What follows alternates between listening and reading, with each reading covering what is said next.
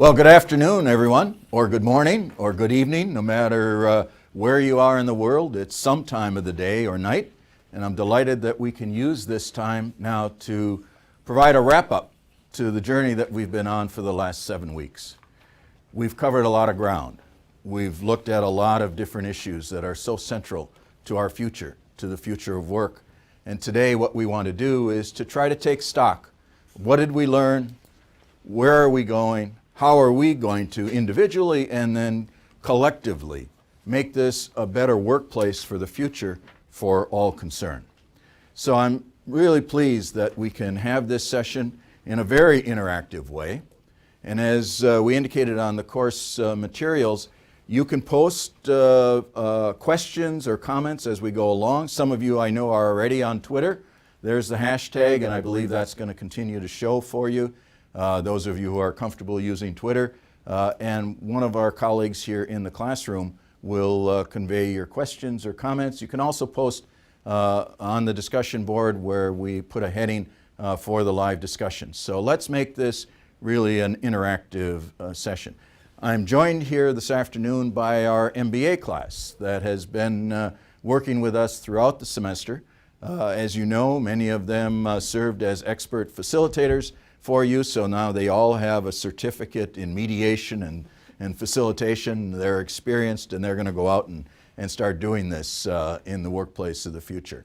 But we'll take questions and comments from our colleagues here because they've been following and working on the same issues as we've been going through this course. So why don't we get started and let's see a little bit. First, who are we?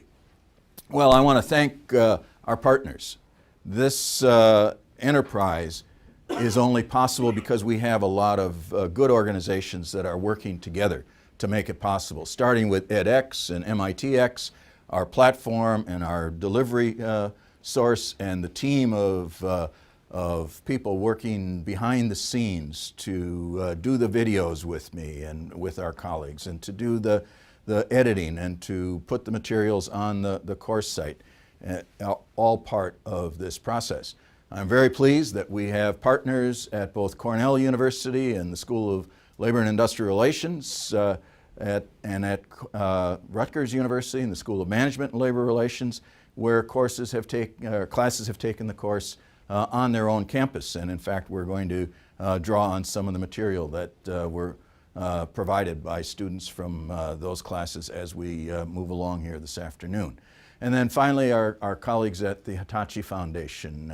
You saw one video that Barbara Dyer helped to produce on entrepreneurship. Well, the Hitachi Foundation is a partner with us throughout this course in providing materials and support as we go along. So with the MIT School of Management, with our Institute for Work and Employment Research, we have lots of organizations supporting this enterprise. And then who are we? Well, we are at 4,299 students and counting. That number went up this morning, so I suspect it may continue to grow as we go along and as we keep this material live on the course site. But it's a very, very diverse class, and that's what makes it really interesting. 144 countries.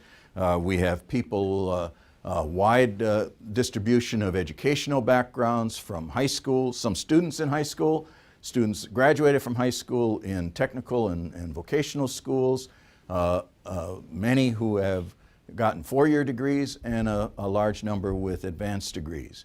So it's a group that reflects the notion that education is important, a theme that we beat over the head very hard throughout the course and will continue to talk about here this afternoon. Also a very interesting age distribution. The median age is 31, but that, if you look at this distribution, you see that there are many younger people and then a spattering of people more senior to age 31, all the way up to someone in their 90s. So welcome to our senior citizens who are still interested in shaping the future of work. I think that's fantastic. So gender, we have majority of males, but a good distribution. We have a distribution also in terms of backgrounds and industries. I don't put it on the slides here, but we have people with experience in all different industries and occupations. We have people who are union members or have been union members, about 18 or 19%. That's a larger number than you find in the United States, but then in the distribution of the population, but then around the world it's more reflective of the workforce as we find it, and people of all different occupational levels, from entry level to PhDs and advanced professionals. People working in the gig economy and people working in more standard settings. So we learned a lot from each other, and let's take a look at what some of the overriding lessons are. I put 3 lessons here that reflect really the motivation for this course and that were emphasized throughout, and I'll only use these to introduce where we're going to go. But basically, you put a lot of emphasis on this high road, low road distinction, as we did in teaching this material. That we know that there are choices that companies can make to create good organizations that are financially successful, and that if they follow a set of well-defined practices, that can also be good for their employees. But not all firms compete that way, not all firms are organized that way, and so we emphasized, and you emphasized, the importance of trying to encourage more high-road firms as a key takeaway lesson from this course. We also emphasized something that many found surprising, the notion that we need to rebuild worker bargaining power, particularly here in the United States, but increasingly across the world. And some of you reminded us in the discussion forum as late as this afternoon that in some parts of the world workers don't have a legal right to organize or a legal right to voice their concerns, or that their efforts are suppressed in a variety of ways. And so we have to respect workers for their rights, for the dignity of work, and the opportunity for expressing their concerns with power and with effectiveness so that they can contribute both to their own improvements but also to the viability of their enterprises. And then finally, this emphasis on trying to get business and labor, education, and government working together.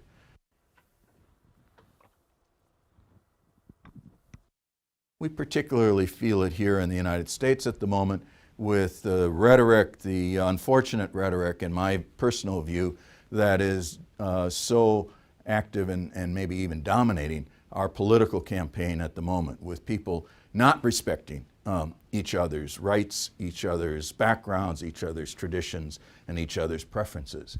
And I think we've got to find ways to get across these interest group lines to solve some of these problems. So that's a bit of an overview of what we've covered and some of the major themes. Now let's dig a little bit deeper. And let's start with what do you want from work? Remember, we started with a question right at the beginning of the class. What's the most important priority for you when you think about what you're looking for in your work and in your careers? And the results are quite interesting. And I think they're more nuanced than even this pie chart shows. Yes, number 1 is getting a good balance between work and family life. 26% of you rated that your top priority, followed very closely by this interesting concern for having an impact, for dealing with real problems, significant problems in your society and your location, your community. You want to address the issues that are in front of us today. Maybe it's dealing with climate change and saving the planet for yourselves and next generation, other generations to follow. Maybe it's dealing with the poverty that we find in too many parts of our world. Maybe it's dealing with some of the social challenges and conflicts that we have in the war-torn areas of the world. But you want to make a difference, and I think that is fantastic. And yes, you want a good financial return for your investments and your contributions. But notice these are mixed together.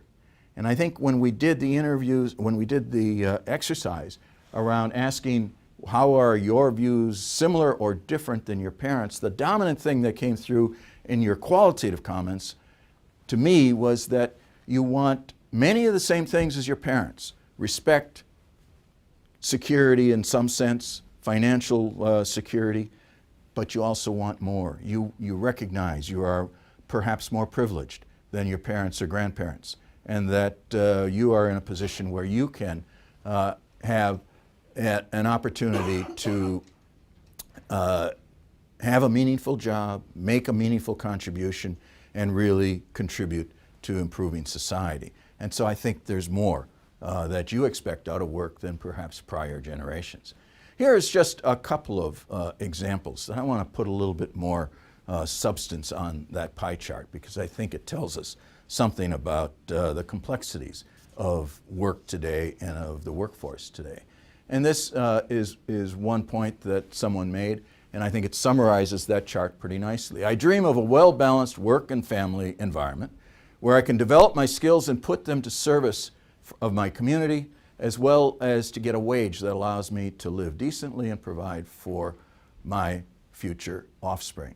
So here we bring family and work together, we bring commitment to an important cause, but an expectation that I can do this in a way that will take care of my family needs.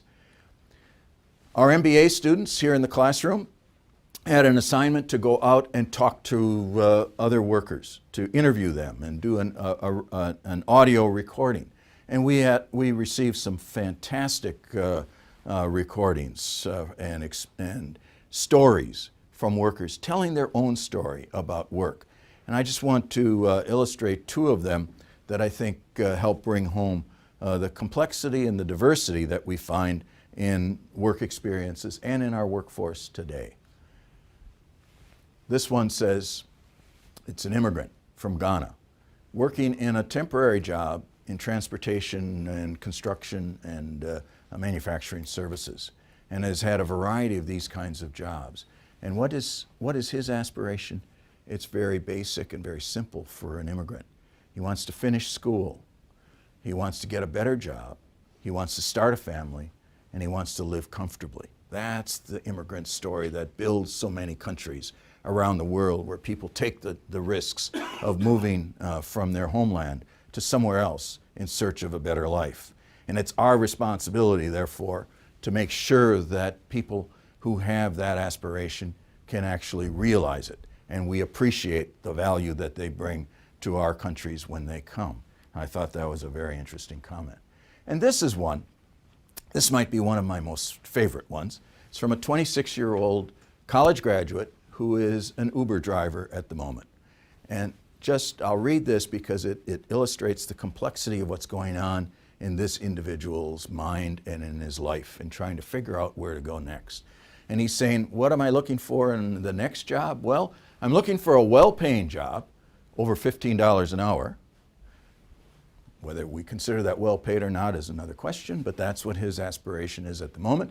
Salary is definitely there, but number one is the environment. As long as I enjoy what I'm doing, be able to live your life and enjoy what you're doing.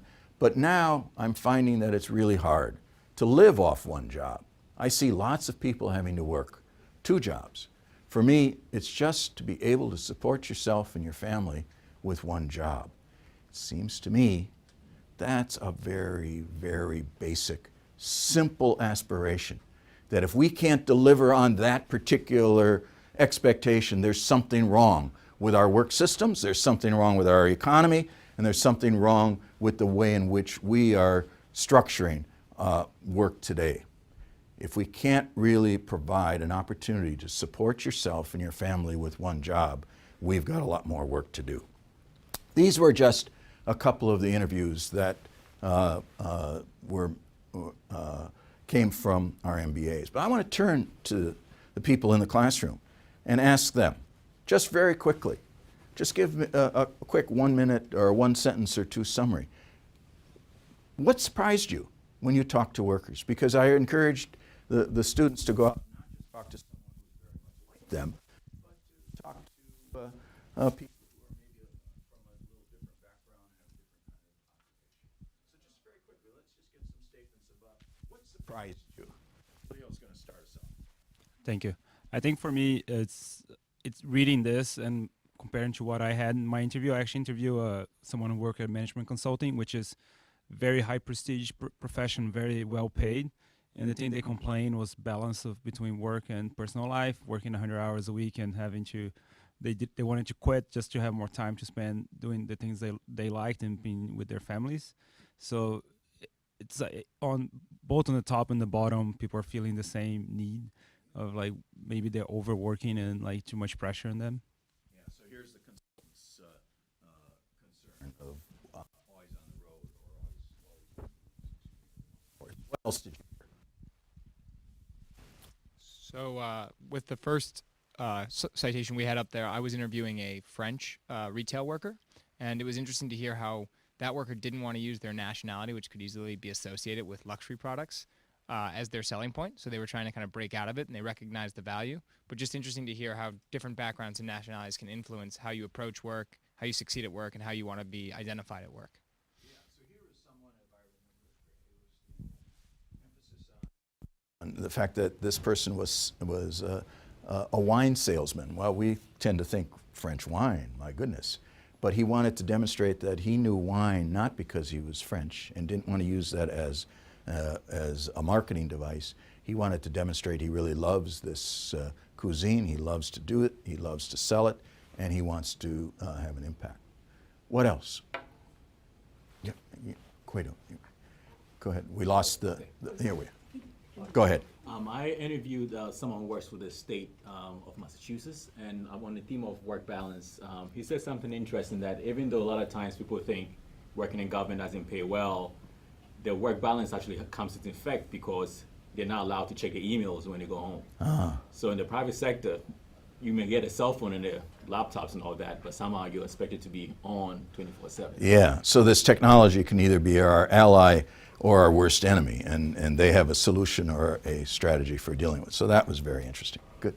Andita. Yeah, I interviewed an immigrant worker. She was a woman from Bangladesh and working for last 10 years in US. And that surprised me when I asked, what is your wish? She said that I want that I could save that amount of money that I can afford a two-bedroom house and I can keep my child with myself. And that was, she was already doing 2 jobs. And that made me think that the price of the housing is so high, and a person who is working full-time, and even for the extra time, she was doing 2 jobs. It's difficult for her to maintain family life along with the work. Yeah, so here's someone who has a family, set of responsibilities, holding down 2 jobs, just trying to survive and get ahead. Another immigrant story that is very common for people who are trying to make it here. Anyone else want to offer? Yes. For me, my interview is a PhD student, which is in the UAE, and he has 3 different kind of occupation for 12 years. And what surprised me is that I also mentioned to you, the labor union in the UAE or the Arabic area, most countries, is illegal, which it's my first time to know that. And previously, I already heard the news that the immigrant laborers, like from Pakistan, from India, they got very low payment, like it's about $200 US per month, probably, or even less. And but before that, I have no idea that there's no protection of these labels. And generally, their visa is linked to the employer, which means the employer can easily misuse their right to force them to work hard. Yes, this is a big issue for immigrants in many countries, particularly in the Middle East. I've spent some time in Saudi Arabia trying to work with the Minister of Labor in Saudi Arabia to change those, and it's very difficult. But here's a country where worker rights are very much suppressed, and particularly the vast majority of the workforce in the private sector are immigrants from very low-income countries, and they're tied to their employer.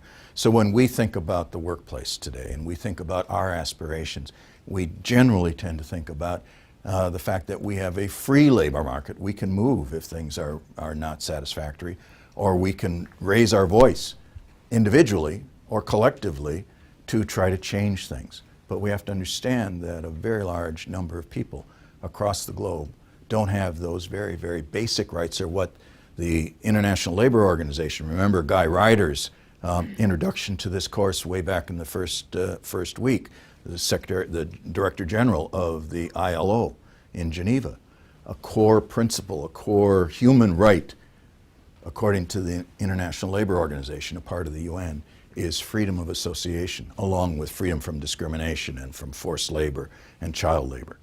So those are some very, very basic things that we expect in the world of work, but not all people, and in fact a very significant portion of the workforce across the globe don't have these basic rights. So we have to remember this as we think about where we are and how we advance from the stage that we're at. Shahid, do you have a... There was a question on Twitter where someone asked, do you have an example of a government or a country which is sort of facilitating some of that, making sure that some of these visa issues and such sort of things are not imposed on the people, on the workers? Do you have some good examples of response? There are examples of countries that are struggling with this and working on it. One middle-income country that is actually quite advanced is Singapore. Singapore has a lot of immigrant workers, particularly in the domestic service sector, and they've had some scandals, some terrible experiences, but they have now imposed some very strong legal constraints and strong enforcement, because it's one thing to have a law, but it's another thing to try to enforce it. And so Singapore is working to make progress in this direction. But I have to say, in the Middle East, some countries are doing a better job, but there is a long, long way to go. And that's where perhaps the issue is most serious and most profound, because the benefits to immigrant workers going from Pakistan or Bangladesh to the Middle East are quite substantial if they can stand the harsh conditions of the work. And the employers in the Middle East understand that there are real advantages for people coming to take that work, and so therefore that just feeds into some of the more harsh rules.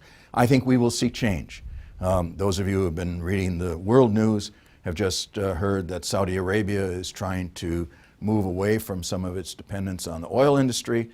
Saudi Arabia has also tried to introduce slowly, with the leadership of their Minister of Labor a number of years ago, more rights for women, because women don't have many rights to drive a car or to work in settings where men are present.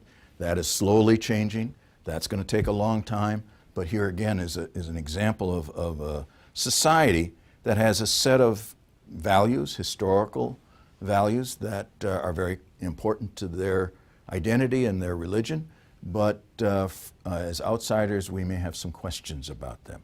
We have to understand these countries in their own cultural context, but I do believe there are some very basic core rights of work and that have to be respected regardless of where people work, how they work, who they are, and who they work for. So I think this is a campaign. It's something that we can continue to work for. So thank you for that question, whoever posted it on Twitter. Okay, let's move on. This is a good start. We have an understanding, a deeper understanding of what we are looking for from work, and now a really good discussion of what people around the world are experiencing as they try to improve their situation. We've paid special attention to history in this class, and I want to thank one of the participants in the class for posting this great quote from Thomas Jefferson, one of our most famous presidents, the third president of the United States, and one of the authors of the Declaration of Independence for the United States. So Jefferson said that history, by appraising them of the past, will enable them, that is all of us, to be a judge of the future. It will avail us to learn from the experience of other times and other nations. It will qualify us as judges of the actions and designs of men. That's a very time-honored or honorable use of the word men, but that's the way he wrote. And it'll enable us to know the ambitions of others, even under every disguise it may not assume, and knowing it to defeat its views. Thomas Jefferson was a student of history. Thomas Jefferson respected history. We respect history in this class, not to repeat it, not to try to go back to the way things were, but to learn from it so that we can lay a foundation for the future. So we spent time here in the United States talking about this foundation that was laid in the 1930s called the New Deal. And we even celebrated some of the people who helped to bring about it. A professor from the University of Wisconsin whose ideas led to unemployment insurance and led to Social Security and led to the passage of child labor and minimum wage legislation in that state and in other states before we got national legislation. And to Frances Perkins, the first woman who was a member of a president's cabinet. President Roosevelt asked her to be the Secretary of State, and Frances Perkins said to the president when he asked her, "Are you sure you really want me? Because if you are going to put me in that office, I'm going to bring my experience to bring about Social Security, some minimum wage, some basic rights of unemployment insurance to bear at a national level." Frances Perkins observed firsthand the terror of a factory fire called the Triangle Shirtwaist Fire in New York City in the earlier part of the century, where over 100 women died because the fire escapes were locked as the fire burned in that particular factory. And that imprinted her commitment to make a better place for work, a more safe place to work. And as a result of leadership and ideas and commitment and a change in politics in the 1930s, we got the foundation of the Social Security, the Retirement Security Act, basically, the unemployment insurance for the first time, the ability to join a union and engage in collective bargaining protected for the first time, and a minimum wage and overtime rules for the first time. That foundation in the United States and comparable legislation in other countries, many in Europe before us, some in Asia after us, some still struggling to put these kinds of basic foundations and floors on their conditions of work. But it was that foundation that allowed us to then build what we talked about in several sessions as the social contract here in the United States and in other places. And so the question then is, can we build on this? Yes, this worked for many years, and we'll look at that in just a moment just to refresh our minds, but can we build a new foundation? If today's world has changed as dramatically as we have discussed it throughout this course, then it behooves us to ask, what's the new foundation? What's the new body of legislation that would lay the framework for us to advance and to deal with some of the issues we're going to talk about here in just a few minutes? So let's, Adela, did you have a question or comment? Yeah, just a comment that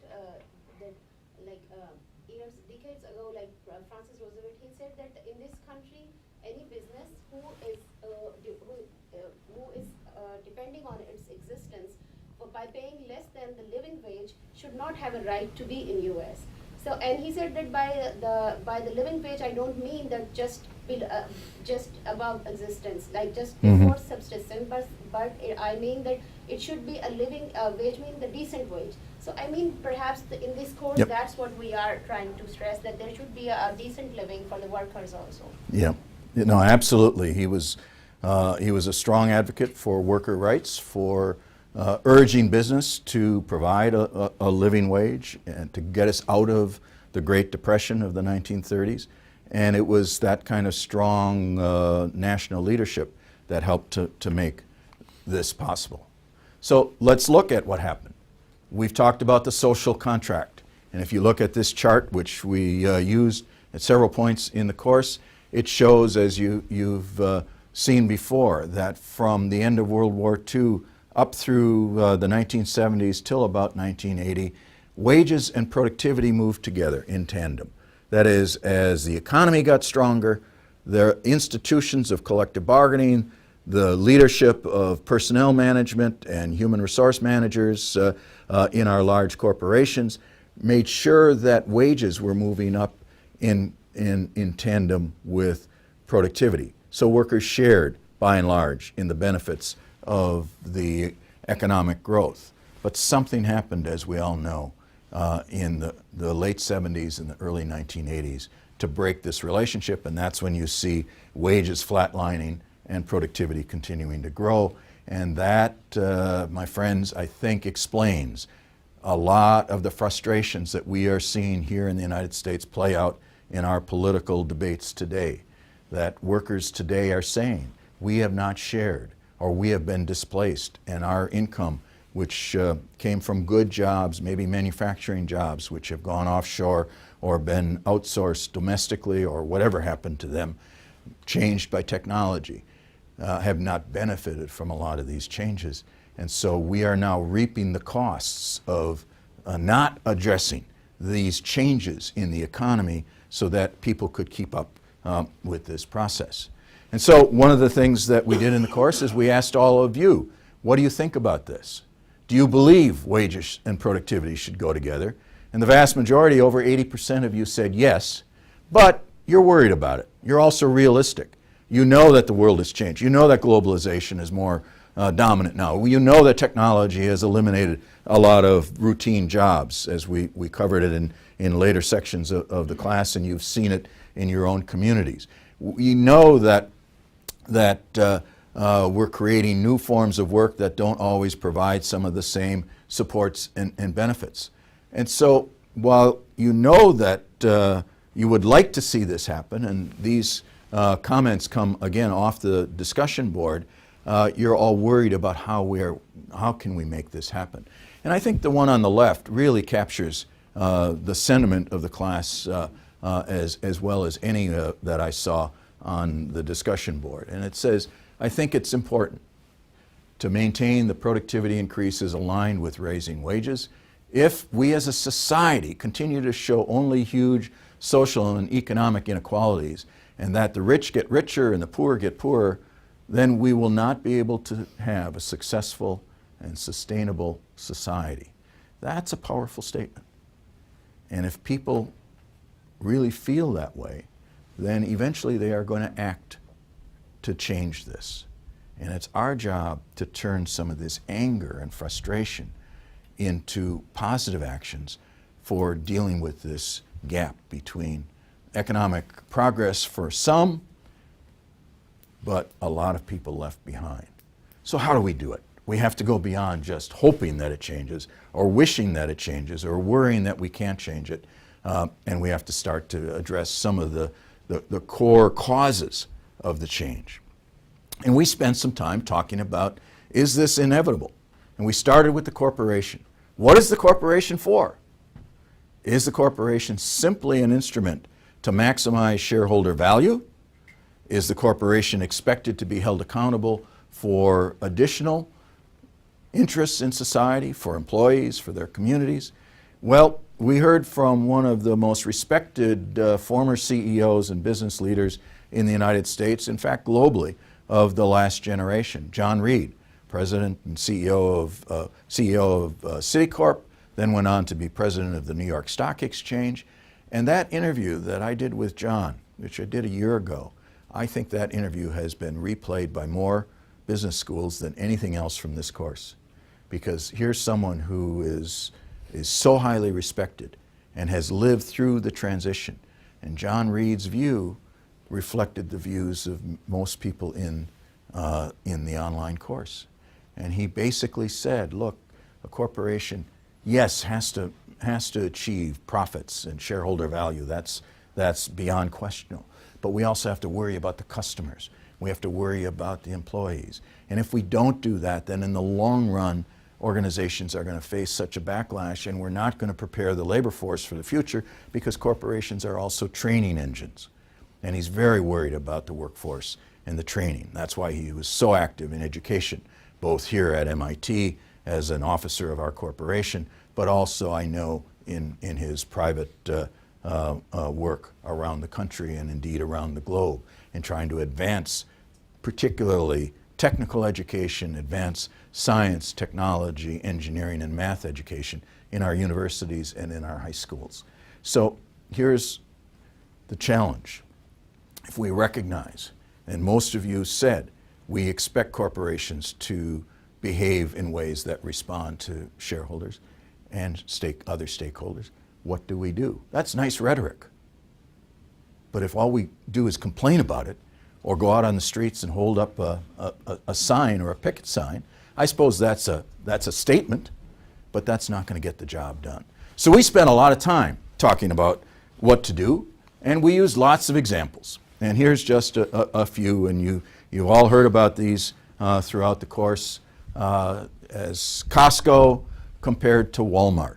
Costco, a retailer that does invest in its employees, that does go the high road, as we call it, that says we're going to invest in our employees, we're going to make them more productive than our competitors, and by making them more productive, we can afford to pay them a higher wage. This is not charity. This is the way we're going to do business. This is where we're going to meet our customer needs. And it's been very successful in doing so financially, and it provides a high level of customer service and has a loyal customer base and also provides good jobs. And we compared that with Walmart. Walmart is a worldwide, one of the largest private employer in the world, perhaps. Certainly here in North America it is, and in many of the countries represented in this course. And Walmart does a lot of very good things for the environment. Walmart was one of the first corporations to respond when we had this terrible Hurricane Katrina in New Orleans in 2005, and it sent, before anybody asked it to do it, trucks of water and support and food to help the victims of that hurricane. So Walmart does a lot of good things, but Walmart also competes on the basis of just low prices and low wages and keeping unions out and controlling the workforce in ways that creates high levels of turnover, not such good customer satisfaction and service, but low prices. And so here we have the two comparisons that allow us to say, which one do we prefer?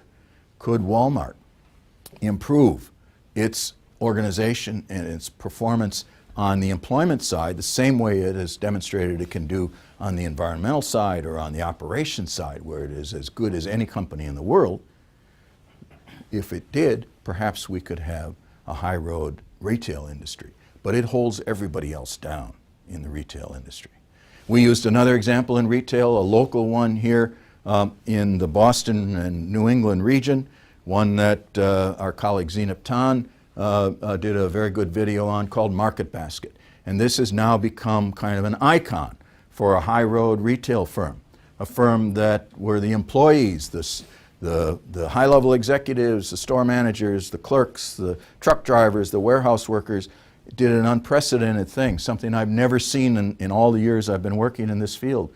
I never saw a coalition like that come together to say, we are going to stand up for a high road company and a high road CEO who is being fired by the board so that they can extract more money for the owners of the company. And for 6 weeks, they rallied the employees. They basically stopped the business from functioning. They had the loyal support of their customers because their customers knew what was at stake for them, because here's a company that has very low prices but great customer service, great community involvement in stores all over New England, family relationships. The people know each other when they shop, and they know the employees. The employees wear their tenure in a little badge on their shirt, and this was all going to go away. And you saw how the community, how the media, how the employees came together to fight for good jobs and a good company. And in the end, the board of directors relented, and they reinstated the CEO of that company. Now is not only successful financially, it's expanded. The prices have remained low relative to their competitors.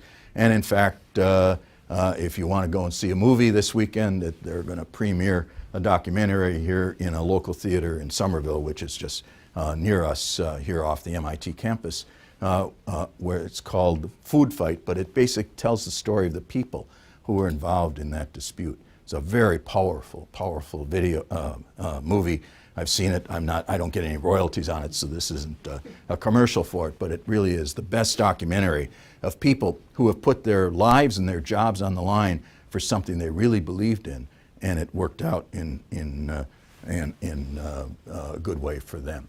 But there are other examples. Southwest Airlines we've used. Kaiser Permanente, highly unionized. Southwest is highly unionized. Labor management partnerships where they are working together to improve health care.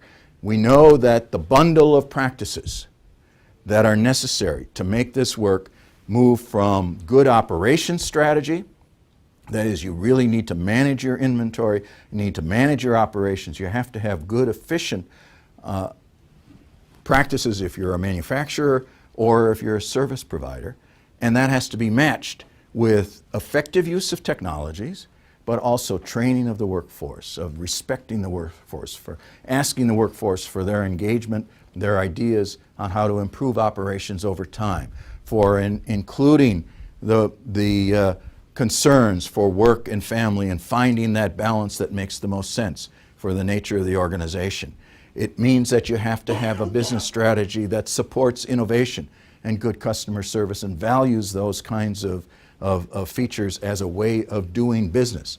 The way Southwest does it, they turn those planes around more quickly than anyone else when a plane lands, from the time it lands to the time it takes off, because people are working together in teams in very flexible ways and solving problems for each other and meeting customers' needs. And so that's the way in which we know one can build a company that works financially for the shareowners and the investors, and also works for customers and can work for employees. But it takes a lot of hard work. And so one of the questions we always have is, well, why is it? Why is it that it's so hard to see that? And is the private or the public corporation the only way to do it? Some companies, some organizations are turning to different organizational forms to make this happen. And this is just a sampling, and we talked about these throughout the class at various points as well. Many of you know about Patagonia, this clothing maker. And in fact, Patagonia, I'll tell you a story that's going on right now here, that in one of our communities west of here called Lawrence, Massachusetts, an old textile industry town that is very highly populated by immigrants now, Latinos largely, and people from various parts of Latin and South America. And there was a plant there that was privately owned. It was called Malden Mills, and in the 1990s, and it was owned by a fellow by the name of Aaron Feuerstein, who had a very good relationship with the workers, with the community, with the union in that plant, providing decent jobs. And they had a terrible fire. I think it was 1995 or 1997. The plant burned down. And Aaron Feuerstein said, we're going to rebuild it, and by God, while we're rebuilding it, I'm going to make sure that the employees still get paid.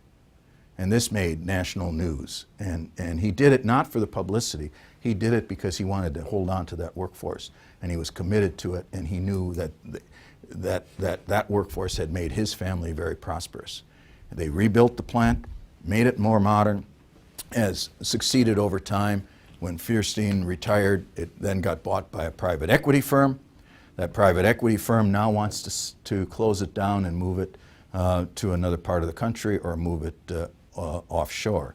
And so the employees and their union have turned to Patagonia because they make Polar Tech, and Patagonia is a big purchaser of Polar Tech, and said to Patagonia, why don't you buy this plant? Why don't you buy this business and keep us going in a viable way?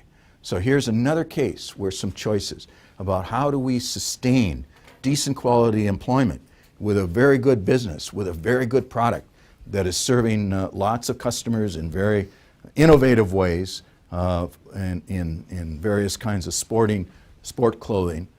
Can we find a way to sustain that business? I don't know what the answer will be, but it's playing out quietly at the moment, about 40 miles here from the MIT campus. We have other examples. Mondegran, it's a Spanish cooperative that built over time to become a major industrial enterprise in that part of the world, and in fact has operations around the world, including here in the United States. Employee-owned companies.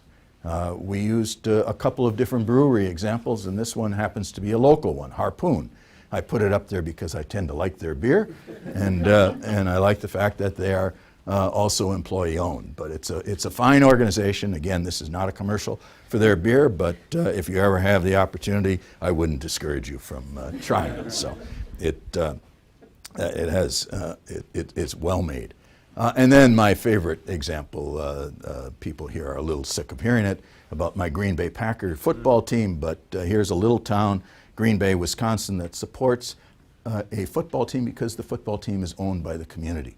There's no way that that football team would have lasted from 1927 when they were first formed and stayed in Green Bay up until today and will stay there forever because the community owns it. And it can't be sold.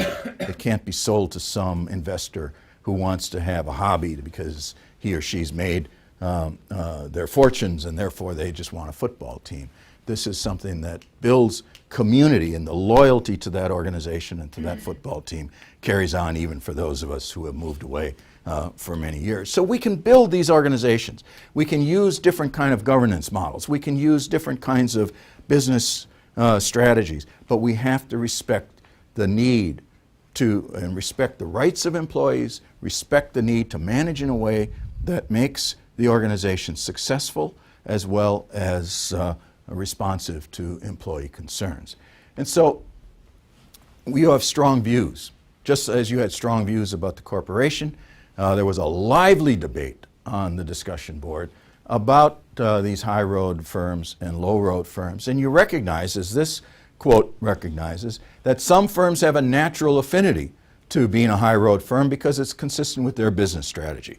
That is, they say here that if you want to compete on the basis of innovation and it's part of the core business strategy, then you're more likely to be a high road firm. But what about firms that don't have that business strategy? How are we going to get them to do it? And how are we going to get more firms to compete on this basis? Well, that's the big question.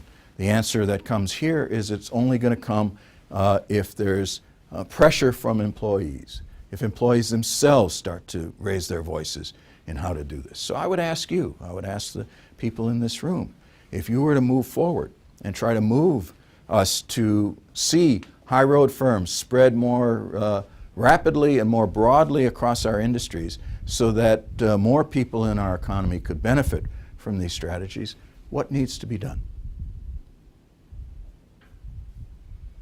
And if you have ideas online, put them on the discussion board, send us your comments on Twitter.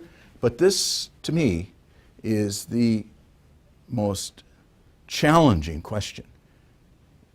As you think about your answer, some of you recall that 2 weeks ago, we were fortunate enough to have the Secretary of Labor, Tom Perez, come and speak to our MIT Sloan School MBAs.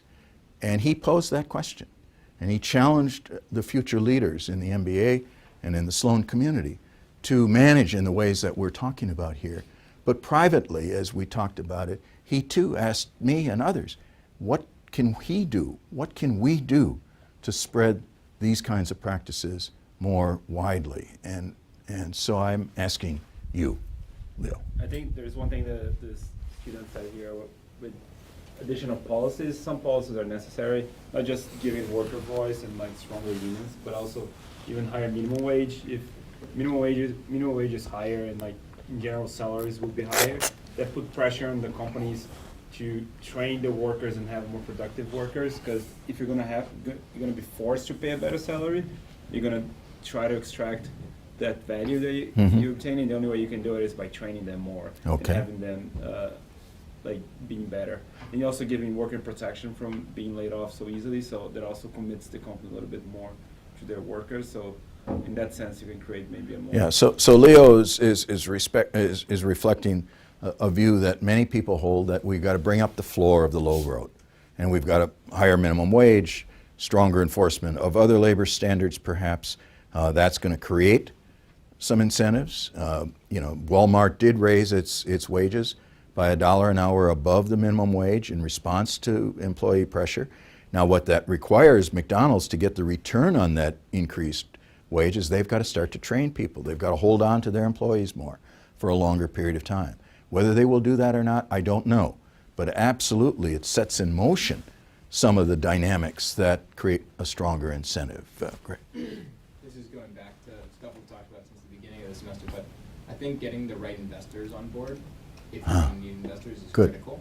And I think a lot of the entrepreneurial classes at MIT, where people talk about making sure if you're in an early stage startup, you get investors that are aligned with what you want. I think too often you see investors that push companies to try to scale really quickly. Yep. And a lot of that necessitates sacrifices that this quote kind of talks about. But I don't think you have that motivation unless you have someone else who kind of can give you that pressure and can try to force you to take it. So picking your investors is really important. And in one of the videos that we did for the course, Scott Stern, one of our colleagues who teaches entrepreneurial strategy, is one of our best people in this field, makes that point. And in fact, there'll be a slide that'll illustrate this just in a few minutes. But absolutely, picking your investors is really critical. Ben? I wonder how hard it is to change the momentum of something like Walmart, who's publicly traded. But for example, with Harpoon, it had the option of being bought out, and they consciously made a decision as privately held company to move towards the employee-owned. So is it too hard to manipulate Walmart, and should we just focus on, advancing the Costco's and the Market Baskets and the Harpoons and the Allagashes of the world, and just kind of let Walmart, sow or reap what it sows with its labor practices? Well, that's a good question. I'm not sure that I have the answer. Should we let Walmart alone because it's the toughest nut to crack in some ways? Or because it's the biggest, it would have the biggest effect, should we put resources there? I do believe that, it's a sign of, some mental problems when you keep beating yourself head against a wall, right? And I think if you can't really change it, then you have to go where you can really bring about change. Yes, we should perhaps continue to put pressure on companies like Walmart, but perhaps we have to go where the opportunities are.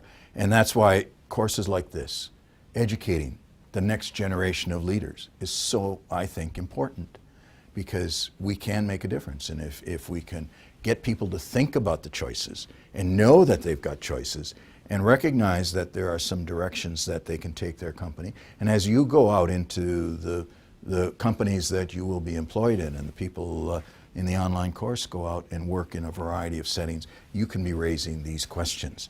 And in fact, I'll tell you a secret.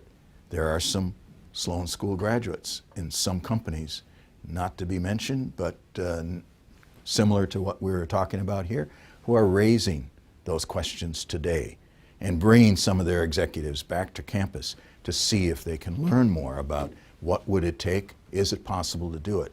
So I'm, maybe an internal optimist on this. I'm not naive. It's a big road to travel, but I think we can make a difference. And so I want to go where the opportunities are, perhaps more than where the resistance is greatest. Well, this is just one way of proceeding. The high road strategies are really important. There are opportunities for moving forward.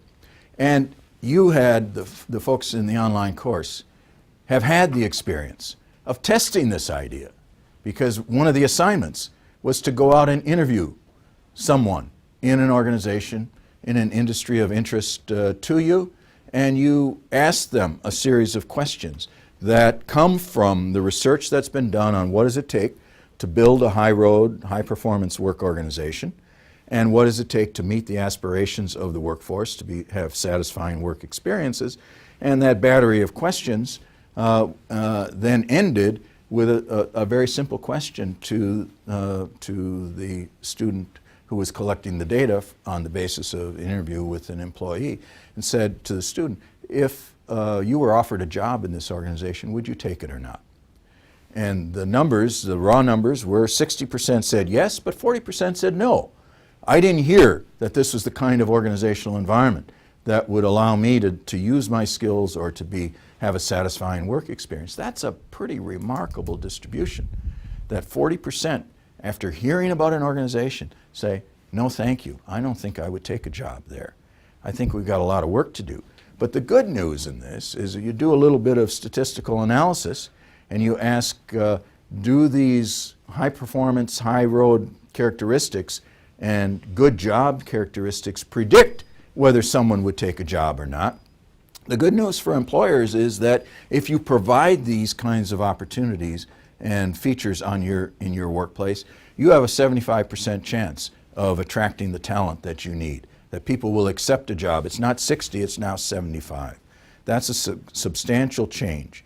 And so the good news is that firms can attract the kind of talent and perhaps retain the kind of talent that they need to support a high-performance organization if they invest and engage in the right set of practices. So that's another reason why I think we need to do more of this. We need to keep asking about what's going on in organizations. There's a growing number of online platforms and various kinds of use of information technology that we'll talk about in just a moment that is providing more information on firms. Glassdoor is probably the best known, where it collects employee ratings of their employer. Well, we need to use that kind of data, those data, to understand what is the difference between an attractive place to work and a less attractive place to work, and then use our skills to move to where the good jobs are so that we discipline and again bring up the lower road firms. So I'm encouraged by the good jobs survey exercise. I hope people do that, maybe informally. Don't have to go out and ask 25 questions every time, but you can ask the key questions because you know what they are and you know what you're looking for and you know what's really important. Then we came to this question about, well, unions have this great phrase in the United States. In the 20th century, they say, we're the organization that brought you the weekend. And they're right.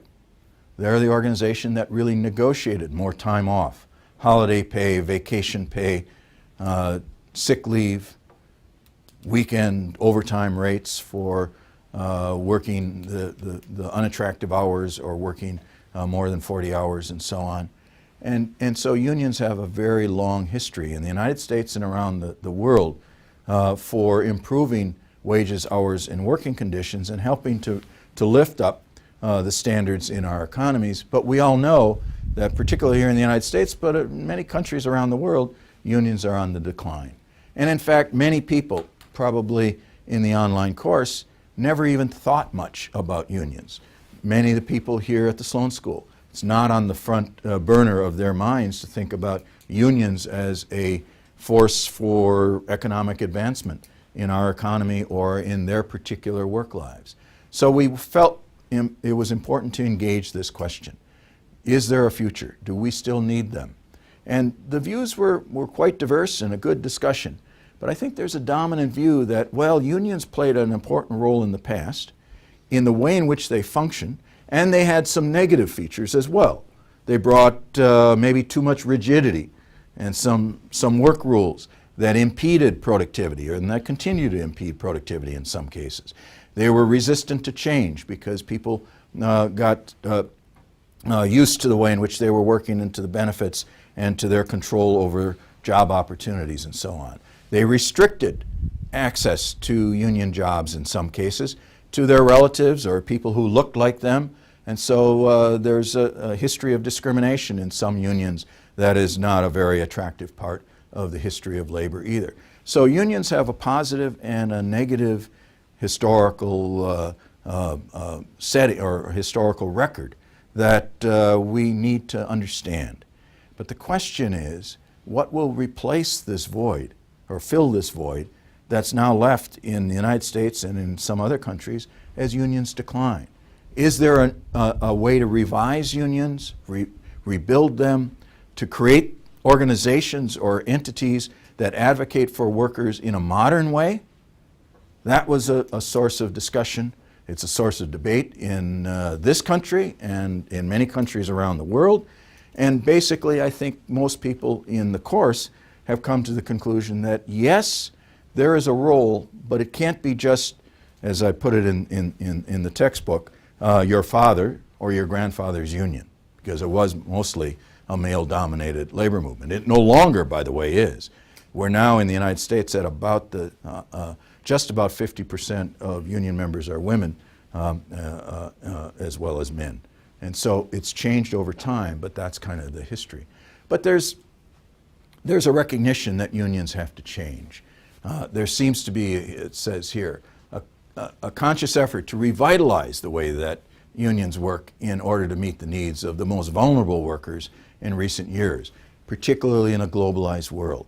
So we're seeing unions try to work to deal with the terrible problems that have occurred, for example, in Bangladesh, where the factory, first a terrible factory fire that took over 100 workers' lives, and then the terrible factory collapse that took over 1,000 workers' lives in Bangladesh, where standards were not being attended to.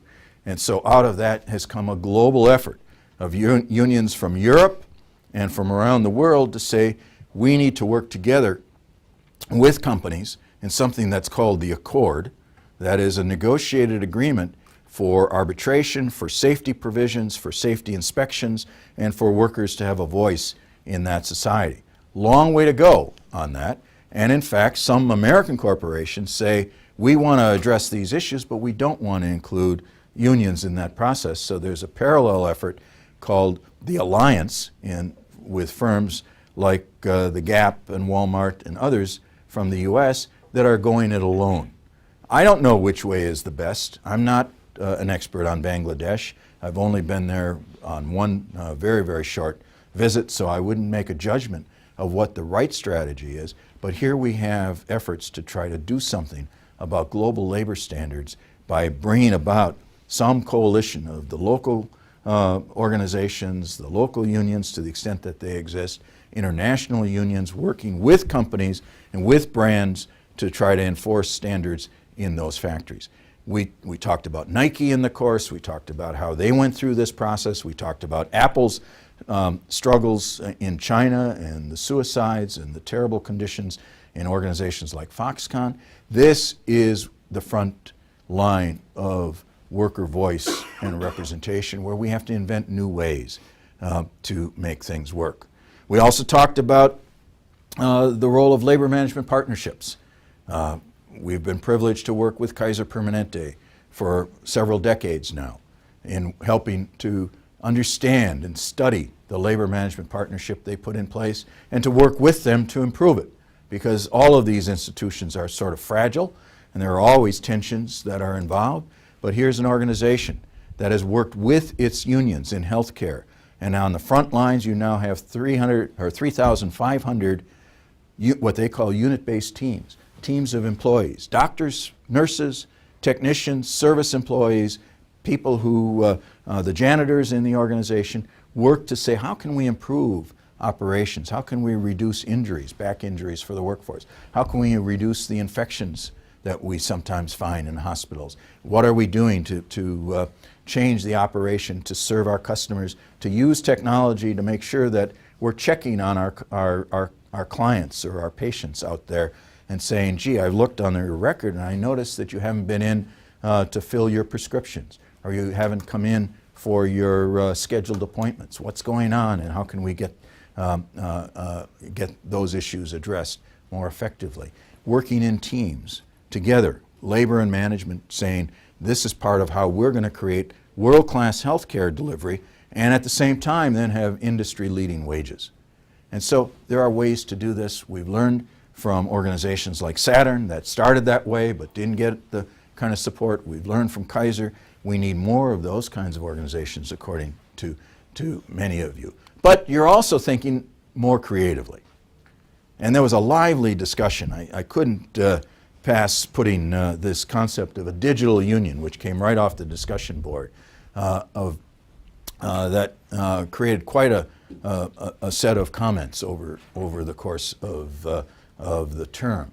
And basically, by digital unions, they're really talking about ways to use information, to use online platforms the way businesses are using them, to share information. Where are the good jobs? Where are there not such good jobs? How can we mobilize? In China, The way workers mobilize today is through their smartphones. They don't have independent unions, but they do have the technology, and they use that to build their own network when they feel most aggrieved and the need to do something about it. Now, they have to often do something in a pretty spontaneous way, and sometimes in a very strong resistance, sometimes even in a violent way, and sometimes even holding the plant manager hostage in his or her own facility until something can be negotiated. But they're using technology to try to find new ways of meeting worker needs. Then there are other organizations that we cited, different kinds of organizations that aren't even called unions. Some of them use the term, but they're really outside of the traditional form of unions. This one up in the upper left-hand corner here, Restaurant Opportunity Center, was cited in the course a number of times, but it's worth focusing on because it's a very interesting organization that came out of a tragedy. It was formed after our terrible experience in September 11th when the Twin Towers in New York collapsed from a terrorist attack. And out of that, there was a restaurant called the Windows on the World at the top that obviously collapsed with it, and many employees died in that tragedy. And so this organization was formed to try to deal with the families and to help people cope with that terrible disaster. And what it's evolved into is an organization that works to both improve job conditions for people in restaurants, but also to publicize good practices for sustainable food and for food preparation and for the way in which the workforce is treated, the way in which the customers are treated. They encourage customers to rate not only the quality of the food, but also the quality of the working conditions and to ask about it in the restaurants. And they're working to stay outside of the traditions of labor relations, to find new ways to train employees, to provide information on where good jobs are, to make sure that they are taking care of the safety and health and providing more information, and working with restaurant owners. They are working with some of the most innovative restaurant owners in New York and in San Francisco and in other cities in the United States to promote this as part of their good company, good job strategy. And so this is just another way in which creative minds, young people, in this case young people and immigrants working together largely, to say we can find ways to do this in a modern fashion that is responsive to both consumers, to employees, and to the businesses that operate. So I think we're in an interesting time. Will these grow to be large enough to have an effect? I don't know. But I think it's really up to all of you, wherever you happen to be in the world, to invent the kinds of organizations that work effectively for you in the kind of work settings that you find yourself today. And out of that will come some models that will grow perhaps over time and have an effect. Well, we didn't just talk about what others need to do. We spent a good deal of time talking about what individuals need to do. And we emphasized, obviously, education as a cornerstone, as a necessary condition, but we also emphasized the need to be proactive and engage in a career planning exercise. And so one of the assignments was to fill out the online questionnaire provided by the Department of Labor and its vocational and career planning tool, which is just a standard one. It's not any better, I don't think, or any worse than what you find elsewhere. The advantage is it's free, and that's why we used it, because we didn't want to have people pay for it. But it was the starting point. And out of completing that, it provides information on what one's aptitudes are, what they might be good at, what jobs and occupations match those aptitudes very well, what levels of education are needed to get to different levels of the occupational structure in that particular area. And that provides an opportunity to say, I can now make a roadmap for how to go from where I am to realizing what I want to do. But we also ask people to go out and talk to people in those occupations to get a firsthand sense of it so that they have a more personalized view of what is it that this job is really all about. And I think when I read the responses, that's where the learning really started to take place. And so the ability to go out and engage with people and really learn from their experiences is so critical to making these career planning guides come to life. And look at the interesting mix of jobs and occupations here. I got a kick out of this. Is only a sample. I just took some of the kind of more interesting ones. I guess they're all interesting, but we have everything from engineers and HR managers and labor leaders and artists and futurists. Someone's is very interested in being a futurist. Holacracy consultant. Anyone know what holacracy is? Probably not. Well, holacracy is basically organizational consultant who works to share power and authority throughout the organization and to try to reduce or even completely get rid of hierarchy. It's very controversial.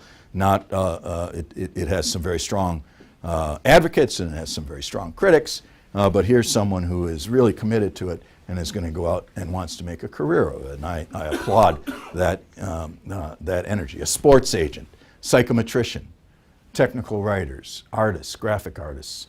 So these are jobs, these are all jobs that people will feel that they will find what they really want to do.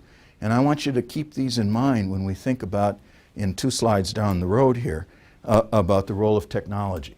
Because one of the big worries in this course that was voiced by so many people is what's going to happen to our jobs as technology comes along. So I want to come to that in a moment. But look, these are jobs that are not going to necessarily go away and not going to be taken over by robots or artificial intelligence in the near future. They will be influenced by them for sure, but we'll come to that in a moment. What are some of the themes that came out in the career development planning process? This is just a sampling from both this year and last year. The themes are almost identical across the 2 years. Very strong emphasis on getting the credentials, getting some stamp of approval that I've got the skills, that my customers can trust me to come in and do that work in someone's house or in community or in taking care of people in my family. And so that's a growing recognition that that's important. The importance on having networks and building these networks so that they know where the good opportunities are and have access to them. Emphasis on lifelong learning and emphasis on courses like this, that we can use this online technology perhaps to augment the basic education over the course of time to support the lifelong learning process. And then recognition that people will have to keep their skills current because they will be changing careers and moving across occupations most likely over time. And then finally, this really important point that sometimes the career planning process doesn't pay enough attention to, that we don't make these decisions in isolation. We live in a community, we live in a family, we have partners, we have children, and many of us have children or other relatives who depend on us, sometimes elderly parents who need to be cared for. And so as we make these plans, one of the requests in the planning exercise was, don't just tell us what you want to do, but make sure that you tell us how it will affect everyone else in your immediate family or social setting. And so that's an important part of this career planning. I think we can do this. I don't believe that we should overdo career planning. We can't predict the future completely, and we shouldn't be so determined that there's only one course for the future. But we should plan to be ready to take advantage of opportunities when they come along and know which directions we want to go in and not be afraid to take those steps when an opportunity is open to us. So the career planning and the personal development plan process in this course was a vital part of what we did. But then we come to this question, and this is a great frame. I wish I could take credit for this. Will technology eat our jobs? But I didn't invent that term. I did a little bit of a Facebook chat with a very talented leader from Sama Group. Her name is Lila Jana, and she runs an organization that really works with low-income people all over the globe to try to help them to use technology to improve their livelihood and to gain access to better opportunities. And so she raised the question, and we had this discussion, will technology eat our jobs? We took a pretty strong position on this. And here we are at MIT, and we have some of the people who are known for being some of the more pessimistic, and we have some people who are known for being more optimistic. We've got them all. At MIT, I always say that we have 1,000 faculty members, and on any given issue, those 1,000 faculty members will have at least 3,000 points of view. So, and on this, I think we can see people all over the place because we don't really know. The serious answer is we don't know how rapid or how broad scale artificial intelligence, machine learning, and all of these other things are going to take over jobs. But we know that if we don't do anything, if we let it happen, then we're at the risk of the worst scenario. But if we use technology to augment work, to augment and strengthen the role of human judgment, then we might be able to have the best of both worlds. And that's what even the IBM Watson creators emphasized here at MIT in a technology day a couple of months ago. And so we can do this. We will have displacement. There's no question that jobs are going to be displaced. The question is, are we going to be ahead of the curve and really work to make sure that we take care of those people who are displaced, provide them opportunities to move to where the good jobs are, make sure that they've got the skills built up over time so that they can make those changes and then get on with this process. So I think we can use it. I think we're going to see more of these worker-centered apps that help us adapt to technology. I used the example, we had an interview with SherpaShare, the founders that use the Uber technology to share information with the drivers on what their real earnings are. And now we're seeing drivers use that app in new creative ways, and other competing apps are also out there, even since we did that interview a couple of months ago. So I'm excited about the use of technology to improve work, but we've got to harness it. We've got to be proactive if we're going to be successful. And what about entrepreneurship? And again, there's a lot of hype about entrepreneurship, that all new jobs are created by startups. Well, that's not quite true, but a large number of new jobs are created by startups. So the importance of startups, the importance of entrepreneurship is beyond question. We've got to make sure that we have a healthy growth of new enterprises, but we've got to do this in a more inclusive way. We've had terrible scandals, and again, I'm glad it's all over the news these days about how male-dominated Silicon Valley is with its startups, and how difficult it is for women to move to higher levels of leadership in that part of our growing sector of the economy, and how difficult it is for women to get money from venture capitalists. Well, we've got to change that and build a more inclusive capitalism if we are going to be successful. And in fact, we know some things.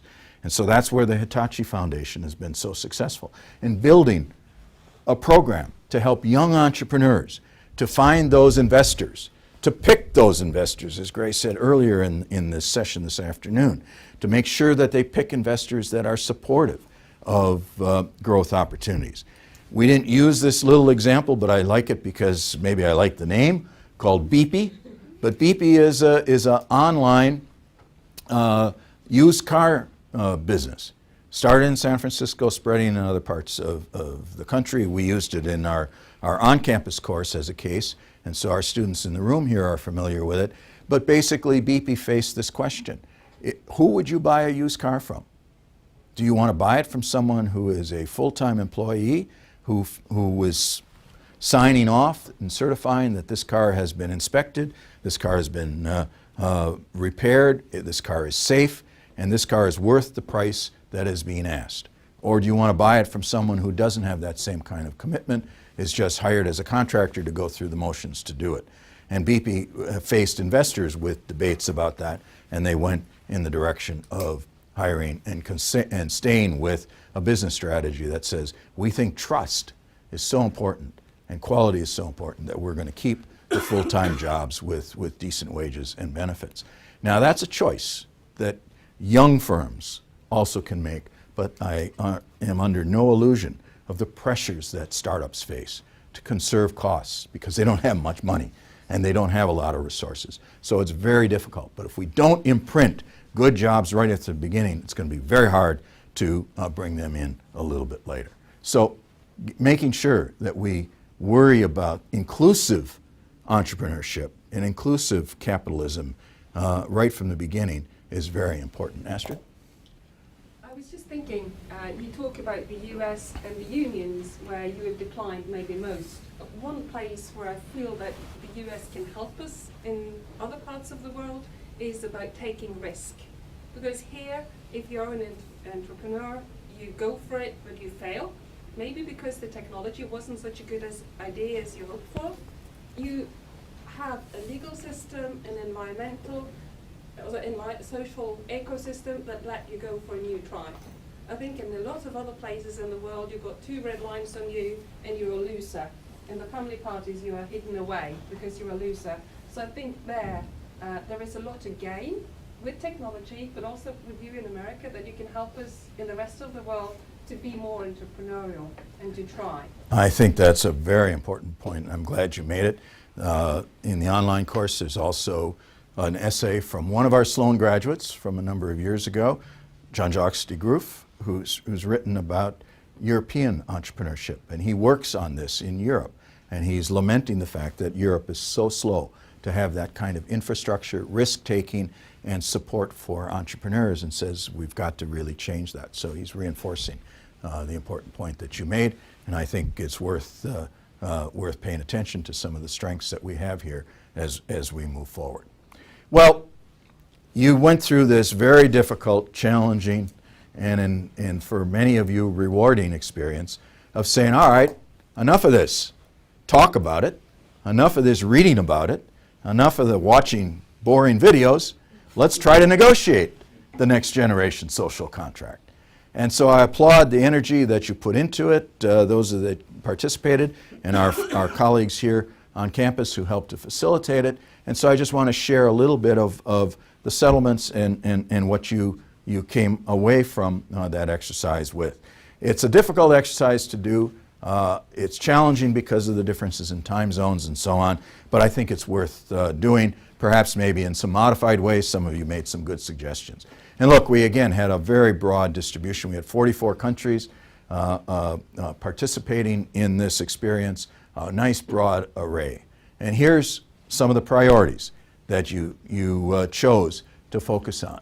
And there were a set of, as you recall, workforce development, compensation, fairness, representation, organizational performance, family and community, and basically not one of those dominated.